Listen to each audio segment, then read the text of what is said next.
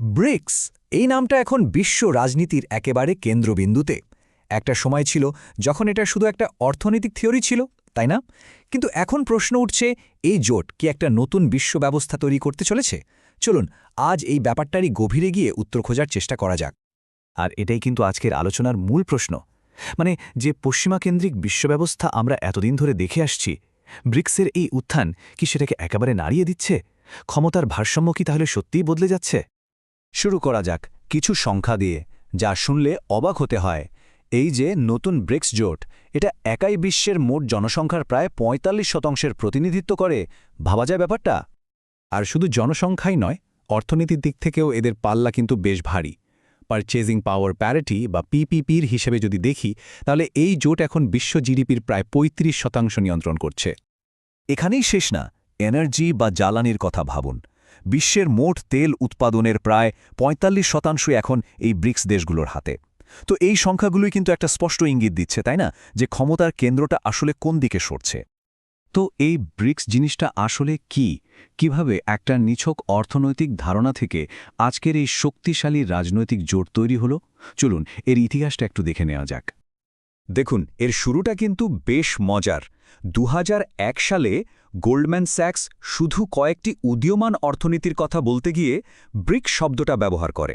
এটা তখন ছিল শুধু একটা কনসেপ্ট, কিন্তু ২০০৯ সাল থেকে ব্যাপারটা সিরিয়াস হয়, প্রথম সামিট হয়, এরপর ২০১০-এ দক্ষিণ আফ্রিকা যোগ দেয় আর নামটা হয়ে যায় ব্রিক্স।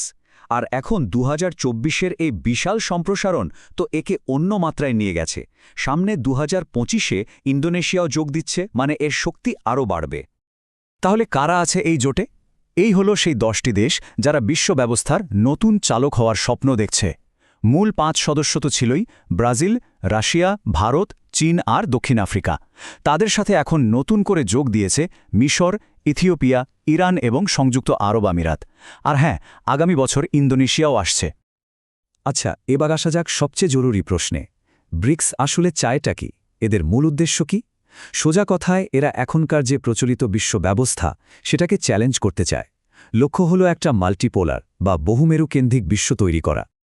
এই তুলনাটা দেখলেই বিষয়টা পরিষ্কার হয়ে যাবে। এক পক্ষে G7, অন্যদিকে ব্রিক্স প্লাস।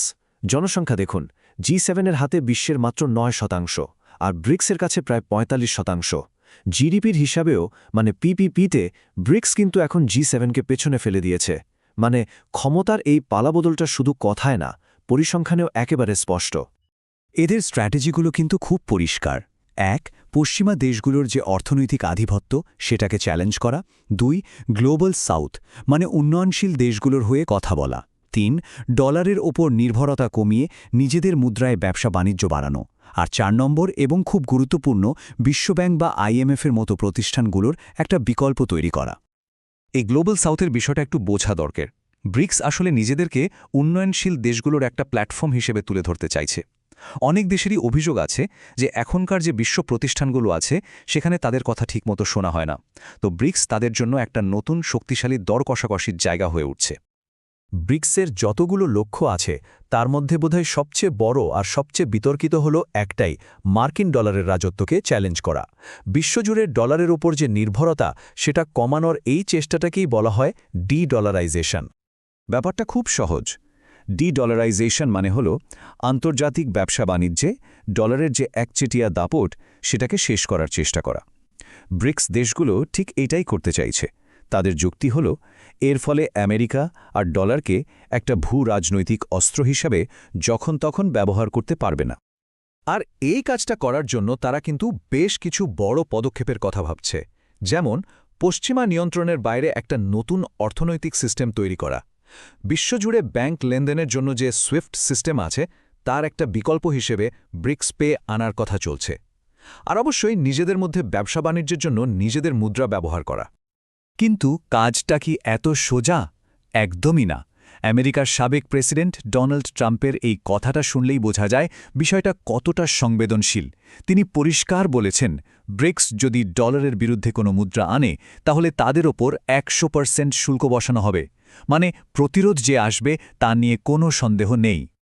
এত সব সম্ভাবনা, এত বড় পরিকল্পনার পরেও ব্রিক্সের ভেতরেও কিন্তু অনেক সমস্যা আছে, অনেক ফাটল আছে। বড় প্রশ্নটা হলো, এই জোটের দেশগুলো কি আসলেই সব বিষয়ে একমত? চলুন এবার ভেতরের চ্যালেঞ্জগুলোর দিকে একটু নজর দেয়া যাক। সবচেয়ে বড় সমস্যাটা বোধহয় ভারত আর চীনের সম্পর্ক নিয়ে। দেখুন, চীন চায় ব্রিক্স একটা পুরোপুরি পশ্চিমা বিরোধী জোট হয়ে উঠুক। অন্যদিকে ভারত কিন্তু আমেরিকার সাথে তার কৌশলগত সম্পর্ক নষ্ট করতে চায় না। তারা একটা ব্যালেন্স করে চলতে চায়।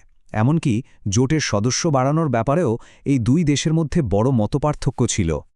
শুধু তাই নয়, আরও কিছু দুর্বলতাও আছে।